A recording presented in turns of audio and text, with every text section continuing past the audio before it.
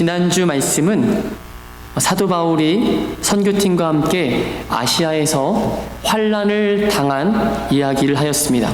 그런데 힘에 겹도록 당한 고난으로 인해서 살 소망까지 끊어지고 이제 마지막이구나 할 정도의 사형 선고를 받을 만한 그런 고백이었다고 우리가 배웠는데요. 이 사건을 겪으면서 훗날에 고린도 교회를 향하여 편지를 쓸 때에 사도 바울은 이렇게 고백하였습니다. 자기를 의지하지 말고 오직 죽은 자를 살리신 하나님만 의지하게 하심이라. 놀라운 고백이 저 여러분 가운데도 있기를 바랍니다. 왜냐하면 하나님은 큰 사망에서 건지셨고, 그리고 건지실 것이고, 그리고 앞으로도 더 건지실 것이기 때문이고요. 그분은 우리가 생각하는 것보다 크시고 광대하시기 때문입니다. 우리가 살면서 자신의 연약함이 드러날 때, 그때마다 이런 고백이 필요합니다. 고린도서 4장 10절 보면은 우리가 항상 예수의 죽음을 몸에 짊어짐은 예수의 생명이 또한 우리 몸에 나타내게 하려 함이라. 우리 육신이 죽음과 같은 고통이 동반될 때에야 비로소 예수의 생명이 우리 안에 드러나게 된다는 것입니다. 역설이죠. 근데 4장 6절 보게 되면 성경은 우리가 질그릇이라고 말합니다. 깨지기 쉬운 그릇입니다. 근데 그 그릇 안에 보배를 담았대요. 그 보배는 바로 예수 그리스도십니다. 예수님을 드러내는 방법이 무엇일까요? 그릇 안에 달려있으니까 그릇이 예수 그리스도를 담고 있으면 그릇에 금이 가고 깨지면 담겨있는 보배가 찬란하게 빛을 내면서 밝아지게 되는 것입니다. 이것을 사도 바울은 고린도서 4장 11절 말씀에 살아있는 자가 항상 예수를 위하여 죽음에 넘겨짐은 예수의 생명이 또한 우리 죽을 육체에 나타나게 하려 함이라고 역설하고 있습니다. 그러므로 사도 바울은 이렇게 고백합니다. 나는 날마다 죽노라. 이 고백한 사도 바울의 고백이 진리 되신 예수 그리스도를 자신의 삶으로 드러냈습니다. 저와 여러분도 이 고백이 사도 바울의 고백뿐만 아니라 저와 여러분의 고백되기를 바랍니다. 다시 본문으로 돌아가서 오늘 제목은요, 거룩함과 진실함인데 고린도전서 16장 4절, 5절, 7절 등에 보면 고린도 교회를 향해서 사도 바울이 이제 곧 찾아간다고 얘기합니다. 그런데 주께서 허락하시면 간다는 거예요. 그런데 사도 바울이 결국은 못 가고 고린도후서 편지를 보냅니다. 고린도 교회가 사도 바울을 오해한 몇 가지가 있는데 말씀드리겠습니다. 먼저는 사도 바울이 당한 고난의 문제였어요. 사도로 부름을 받았다고 계속 얘기하고 하나님의 종이라고 말하는데 신기하게 다른 사도와 하나님 종보다 훨씬 더 힘들고 사형 선고 받은 것 같은 그런 고난을 받는다는 것입니다. 고린도 교회의 성도로서는 이해가 안 되는 거예요. 하나님을 섬기는데 하나님께서 다 막아주시고 해야 되는 거 아니냐는 그런 오해가 있었습니다. 그런데 생각해 보십시오. 고난이 있을 때 뭐가 구별되는지 아십니까? 진짜와 가짜가 구별된다는 거예요. 내가 정말 진짜인가? 내가 정말 가짜였나? 라는 것은 고난을 통해서 주님을 바라보는 그 사람의 농도의 믿음의 농도로 알 수 있다는 것입니다. 우리에게 고난 후에 하나님의 위로를 경험할 수가 있고요. 오직 주만 바라볼 수 있는 유익함이 있다는 것입니다.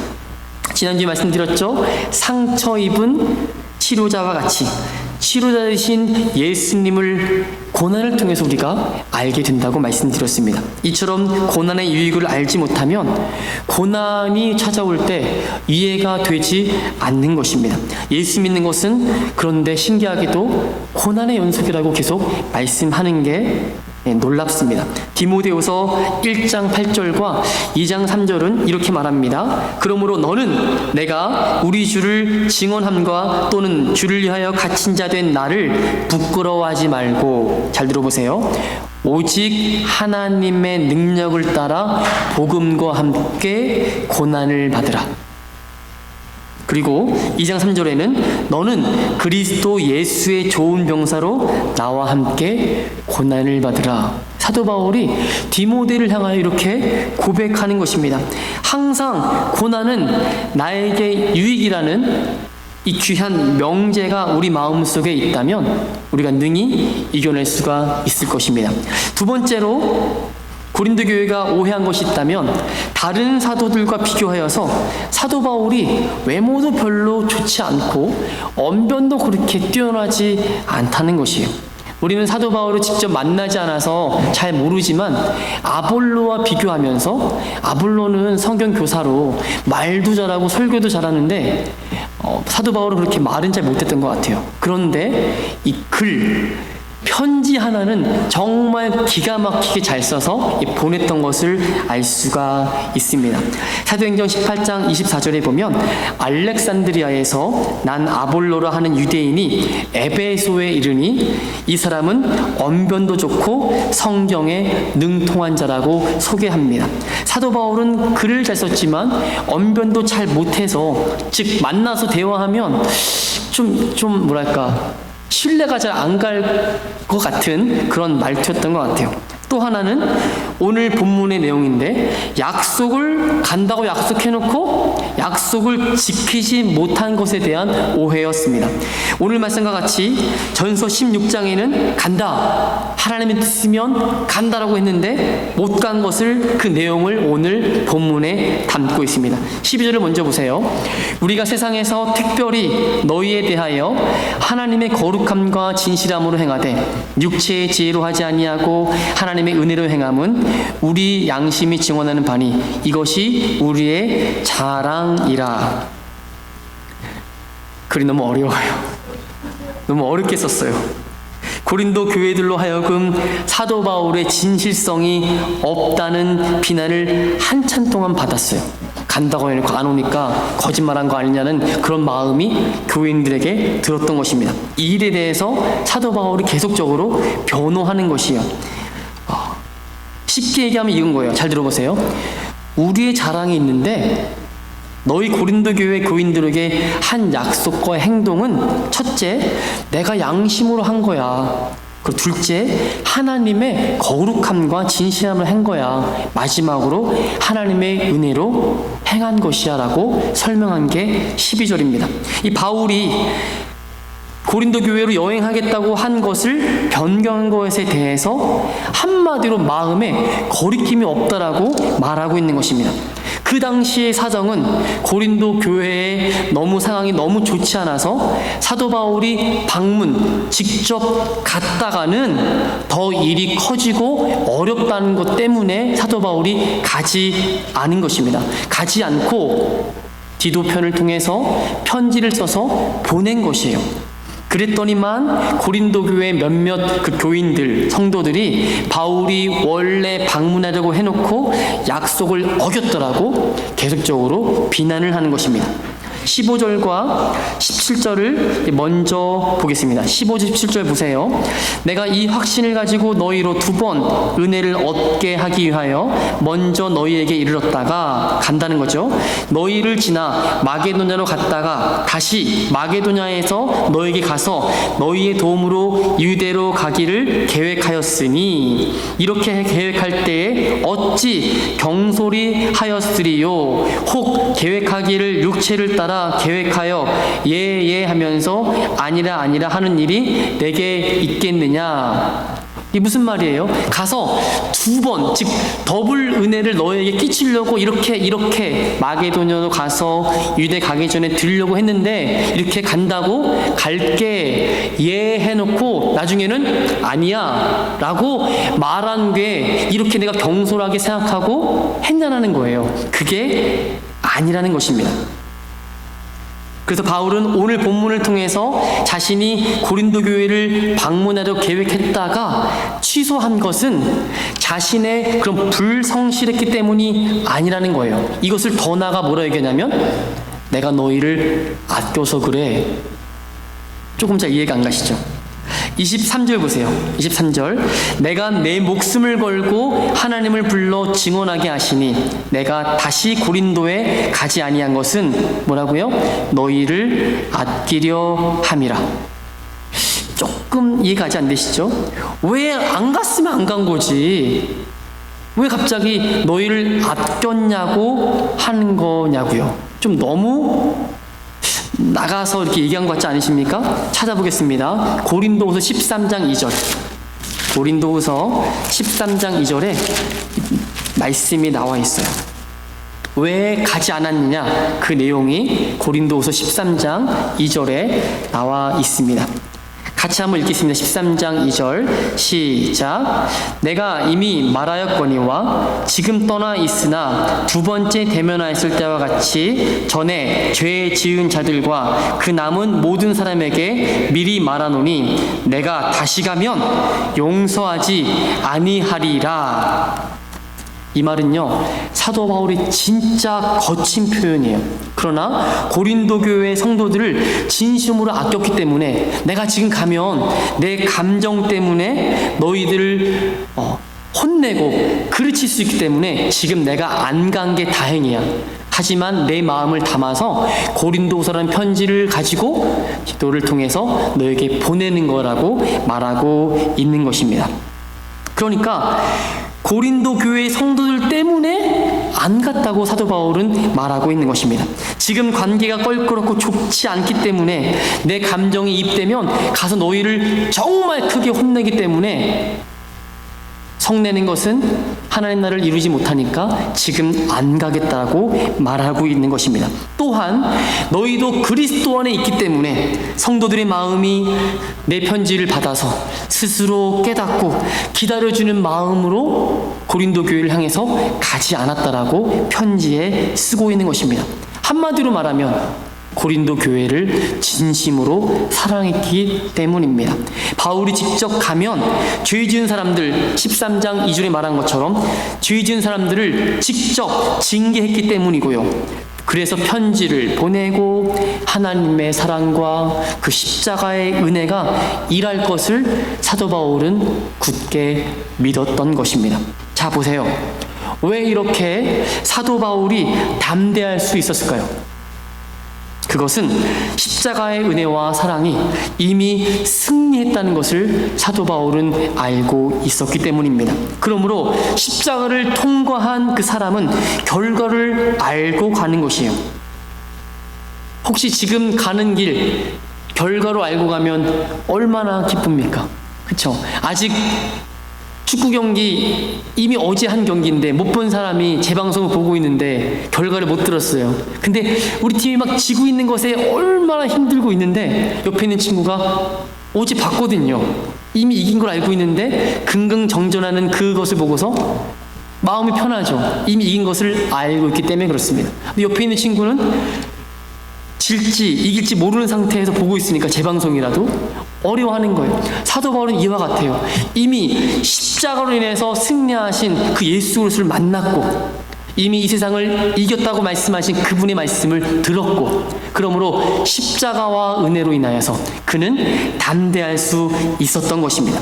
오늘도 그 십자가 은혜로 살고 또 어제도 그 십자가로 살았고 또 내일도 그 십자가 은혜로 살게 되는 것입니다. 다시 본문 돌아와서 13절 14절입니다. 오직 너희가 읽고 아는 것 외에 우리가 다른 것을 쓰지 아니하노니 너희가 완전히 알기를 내가 바라는 것은 너희가 우리를 부분적으로 알았으나 우리 주 예수의 날에는 너희가 우리의 자랑이 되고 우리가 너희의 자랑이 되는 그것이라. 사도 바울이요 고린도 교회를 향하여 편지를 쓸 때에도 그들이 알아들을 수 있도록 썼습니다. 또 한 가지는 그들이 정말 알기를 바라는 것이 한 가지가 있었어요. 그것은 예수님이 다시 오실 그때에 서로에게 큰 자랑이 된다는 거예요. 고린도 교회 성도들은 나에게 자랑이 되고 또 또 내가 하늘나라 갔을 때는 그들도 나를 자랑으로 여긴다는 것입니다. 그런데 지금 교회는 부분적으로 서로에 대해서 알고 있다는 거예요. 중요한 말은 부분적이라는 겁니다. 그럼 언제 온전히 알 수가 있을까요? 고린도서 3장 18절 말씀이에요. 고린도서 3장 18절 말씀 한 장만 넘기면 3장 18절 말씀이 있습니다. 우리가 다 수건을 벗은 얼굴로 거울을 보는 것 같이 주의 영광을 보매 그와 같은 형상으로 변화하여 영광에서 영광에 이르니 곧 주의 영으로 말미암으니라. 언제 우리의 얼굴 앞에 수건 같은 것이 벗겨집니까? 예수 그리스도가 이 땅에 다시 오실 그날에 부분적으로 알았던 것들이 이제는 온전하여지고 그 십자가로 인해서 받았던 그 사랑을 우리 성도가 정말 나의 자랑이었구나, 또 그 성도도 나를 향하여 정말 나의 자랑이었구나 하는 것을 그날에 알게 된다는 것입니다.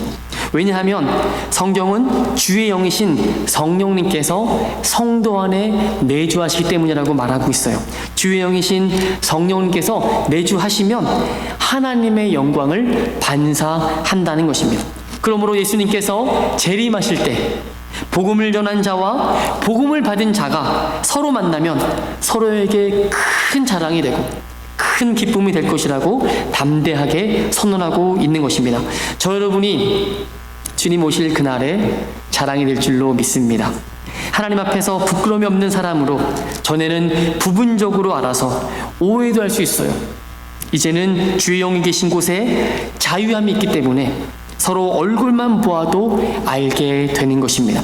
오해가 없어지고 서로 주의 날에 자랑이 될 것을 기대하고 바라보는 것입니다. 오직 하나님께만 영광을 돌리는 저 여러분 되시기를 간절히 바랍니다. 이런 확신을 가진 사도 바울은 15절부터 22절까지 보세요. 하나님의 성실하심에 대한 순종을 드러냅니다. 18절, 하나님은 미쁘시니라 우리가 너희에게 한 말은 예하고 아니라 함이 없노라. 19절, 우리 곧 나와 실로아노와 디모데로 말미암아 너희 가운데 전파된 하나님의 아들 예수 그리스도는 예하고 아니라 함이 되지 아니하셨으니 그에게는 예만 되었느니라. 20절이 중요합니다. 하나님의 약속은 얼마든지 그리스도 안에서 예가 되나니 그런즉 그로 말미암아 우리가 아멘하여 하나님께 영광을 돌리느니라. 아멘. 예수님이 하나님의 성실하심으로 그 약속에 순종하셔서 십자가에 돌아가신 거예요. 그러니까 그리스도로 말미암아 하나님의 구약의 모든 말씀이 그냥 한마디로 순종함으로 성취되고 온전해졌다는 거예요. 그것을 예로 들어서 사도 바울도 나는 너한테 간다 예스 해놓고 안 간다 아니라 한 말이 아니라는 거예요. 나도 예수 그리스도께서 말씀이 성취된 순종함과 같이 그분의 신실하심에 대하여 내가 예하고 순종하고 있다는 것을 말하고 있습니다. 보세요. 하나님의 뜻이 예수 그리스도 안에서 뭐로 예가 됐습니까? 순종함으로 됐어요. 다시 한번요. 하나님의 뜻이 예수 그리스도 안에서 뭐고요? 순종함으로 성취가 된 것입니다. 우리도 그 순종을 따라서 하나님 앞에 우리가 할 수 있는 것은 뭘까요? 뭐라 써있죠? 아멘 하여 하나님께 영광을 돌리라는 겁니다. 따라해 보겠습니다. 아멘. 아멘. 이것은요, 기도가 마칠 때 아멘 하는 게 아니에요. 그것은 그냥 마침표의 아멘이 아닙니다. 정말 나는 그 말씀을 믿습니다. 그 말씀에 동의합니다. 그 말씀이 내게 이루어지기를 믿습니다라는 그런 아멘이에요. 하나님 말씀 앞에 아멘하는 훈련이 잘 되어 있어야 합니다. 하나님 말씀이 우리 삶의 순종함으로 인하여서 성취되기 때문입니다. 그 말씀에 아멘함으로 하나님의 말씀이 우리 가운데 놀랍게 은혜 가운데 이루어질 줄로 믿습니다. 21절과 22절 거의 다 왔습니다.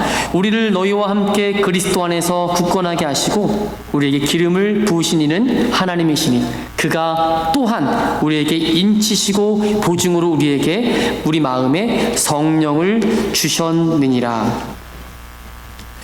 사랑하는 성도 여러분, 예수 믿는 자에게는 보증, 디파짓으로 성령을 허락해 주셨습니다. 그러므로 어떤 말씀을 듣든지 그 말씀을 들으면 그 성령이 내주하시는 성도는요, 아멘으로 하나님께 영광을 돌리게 되는 것입니다. 그러므로 성령을 주신 그분이 우리를 진리 가운데로 인도하게 되어 있는 거예요. 하박국 2장 4절 말씀에 의인은 그 믿음으로 말미암아 살리라 했을 때 보세요. 의인들은 그분의 성실함, faithfulness, 그분의 신실하심에 의해서 살 것이라고 말하고 있거든요. 그분의 성실함, 다시 볼게요. 우리의 성실함이 아니라는 거예요. 우린 실패하고 넘어질 수 있는데 그분의 성실함으로 인하여서 우리가 살아간다고 성경은 말씀하는 것입니다. 우리가 하나님의 성실하심을 의뢰할 때 약속을 지키시는 그 하나님의 신실하심, 성실하심이 우리를 생명되게 하고 진리 가운데로 인도하신다는 겁니다. 거기에 키는 딱 하나예요. 순종함으로. 그리고 우리 입술은 그 말씀 앞에 아멘함으로 그것이 이루어진다고 계속적으로 말씀합니다. 23절, 24절 바울이 자신이 계획을 변경해서 고린도 교회에 가지 않은 것을 뭐라고요? 자신의 불성실함이 아니고 성도를 아꼈다라고 말합니다. 그쵸? 당파와 음행, 교인들 간의 고소, 여러 가지 문제로 인하여서 교회가 깨질 것 같은데 사도 바울이 가서 직접 만나면 아주 관계가 힘들어지고 깨질 것 같으니까 잠깐 보류했다가 글을 써서 저들이 그 편지를 읽고 하나님의 말씀으로 믿음으로 받아서 저들이 순종하면 저들이 10년 가운데 회개가 일어나고 주께로 돌아올 것을 사도 바울은 본 겁니다. 그래서 사도 바울이 가지 않은 것을 이렇게 말씀하고 있는 것입니다. 마지막 24절이에요. 바울은 고린도 교회에서 그 교인 성도들에게 복음을 전한 사람이지만 그들의 믿음을 주관하려 하지 않았다는 것입니다. 베드로전서 5장 2절로 4절에 보면 이렇게 말씀해요. 너희 중에 있는 하나님의 양머리를 치되 억지로 하지 말고 하나님의 뜻을 따라서 자원함으로 하며 더러운 이익을 위하여 하지 말고 기꺼이 하며 맡은 자들에게 주장하는 자세를 하지 말고 양무리의 본이 되라. 그리하면 목자장이 나타나실 때 시들지 아니하는 영광의 관을 얻으리라 말씀하십니다. 고린도 교회의 성도들은 이미 예수님을 믿고 믿음으로 굳게 있는 사람들입니다. 사도 바울은 그 옆에서 저들의 기쁨을 주기 위해서 도와주려고 한다는 것이에요. 그 앞에서 저들의 믿음을 쥐고 흔들지 않는다라는 것입니다. 왜 그럴까요? 그것은 그분 성도들 안에 있는 동일한 성령님이 계시기 때문에 사도 바울은 그들을 이렇게 옆에서 도와준 역할을 하는 것입니다. 요한복음 14장 26절 말씀에 보혜사 곧 아버지께서 내 이름으로 보내실 성령 그가 너희에게 모든 것을 가르치고 내가 너희에게 말한 모든 것을 생각나게 하시리라. 우리 안에 내주하신 성령님께서 하시는 일이 있다는 거예요. 첫 번째 뭡니까? 모든 것을 가르치시고 또 뭡니까? 내가 너에게 말한 모든 것을 생각나게 하시리라고 말씀하세요. 예배 중에 말씀을 듣고 하나님 앞에 간절히 나아가는 성도에게 성령님께서 어떻게 해요? 성도들 마음판에 말씀을 가르쳐 주시고 또한 생각나게 하신다는 것입니다. 저 여러분이 삶 가운데 믿음의 선능과 늘 확인하면서 그 기름 부으심 안에 성령님 안에 있다면 누가 말씀을 전해도 아니면 내가 말씀을 펴도 목장 예배를 가도 누구를 만나도 내 안에 이것을 깨닫게 하시는구나 생각나게 하시는구나. 그분이 누구십니까? 옆에 있는 사람이 아니고 내 안에 계시는 성령님이 그 일을 하신다라는 것입니다. 기억하십시오. 우리는 주님의 날에 서로 자랑거리가 될 것이에요. 하나님의 거룩함과 진실함이 우리 삶 속에 항상 항상 배어 있어서 서로 목회자는 성도를, 성도는 목회자를, 성도는 또 성도를 신뢰하는 관계 가운데 하나님의 약속의 말씀이 딱 하나, 아멘으로 순종하여 우리 모두가 다 하나님께 영광을 돌릴 줄로 믿습니다. 함께 기도하겠습니다. 은혜로우시고 자비로우신 하나님 아버지, 감사합니다. 녹슬고 썩지 않으며 또 우리 마음을 빼앗기지 않도록 항상 붙들어 주시기를 원합니다. 하나님, 마지막 시대를 살고 있는 우리들에게 성도들의 눈과 마음을 붙잡아 주시기를 원합니다. 하나님, 우리가 주님의 날에 서로 자랑거리가 되기를 원하고, 하나님 정말 서로 아껴주는 마음을 주기 원하고, 믿음에 설 수 있도록 서로 도와주는 관계가 되기를 원합니다. 주님, 주님의 나라와 그 복음을 들은 사람이라면 내주하시는 성령님, 또 기름 부으신 자가 우리로 하여금 깨닫게 하시고 또 생각나게 하신다고 하셨는데, 주여, 우리가 그 말씀 앞에 아멘 하여 순종하여 하나님 앞에만 오직 영광 돌릴 수 있도록 인도하여 주시옵소서. 감사를 드렸고 다시 오실 예수님의 이름으로 기도드리옵나이다. 아멘.